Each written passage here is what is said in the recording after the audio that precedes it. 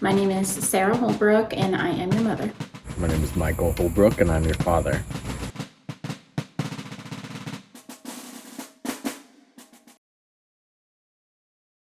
Do you love mom? Absolutely, with all my heart. Do you love dad? Absolutely, with my whole heart. What would you consider to be a sacrifice for the family? A sacrifice for the family? I joined the military and was willing to die so that you could all live better lives than I had lived when I was growing up.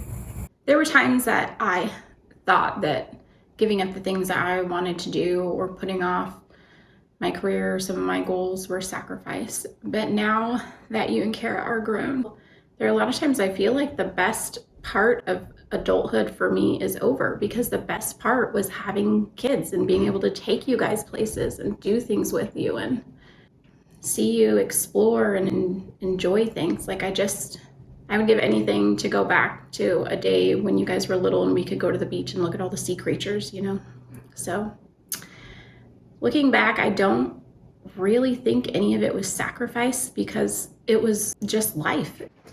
But when your dad and I first started dating, we had both thought about going into the Army. That I got pregnant with you, and so that, I wasn't able to go into basic training because I was supposed to leave like a month after I found out I was pregnant with you. And we had healthcare for you through the state of Washington through basically Medicaid. But when you turned a year old, they sent us a letter that said we made too much money for you for healthcare. And we were not married. And your dad decided to join the military because neither of our jobs could give us healthcare. We had to go through this process. They made him write out this letter that said if something happened to me, he would never seek custody of you. And it scared me so bad. He decided to join the military, and he said, we're going to have to get married. So we went to the courthouse and just got a marriage license. So we went to Walmart and we took family photos. Your dad was in like a white polo shirt, and I was in like a white shirt and a white skirt, and you were in like a little pink top. And then we went to your Aunt Mary's apartment, and your grandma just signed our paperwork.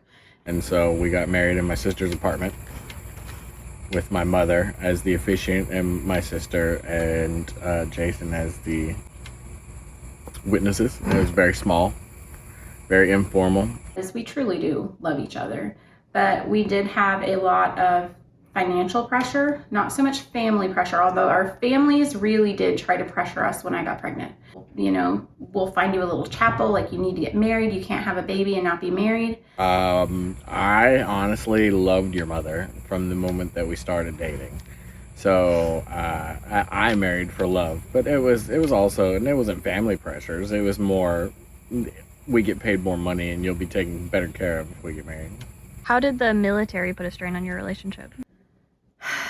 I mean, in every way possible. I was never home, and I was always busy.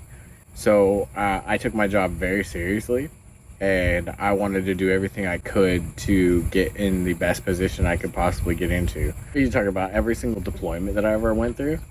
That was hard. Kara was a planned pregnancy, and your dad was scheduled to be deployed in November.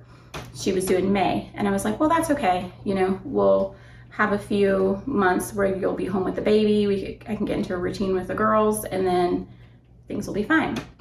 Well, they moved his date up, and he actually ended up deploying 4 days before Kara was born. They would not let him stay back. There were like 5 other women that were pregnant, and so they said that it would disable too many vehicles.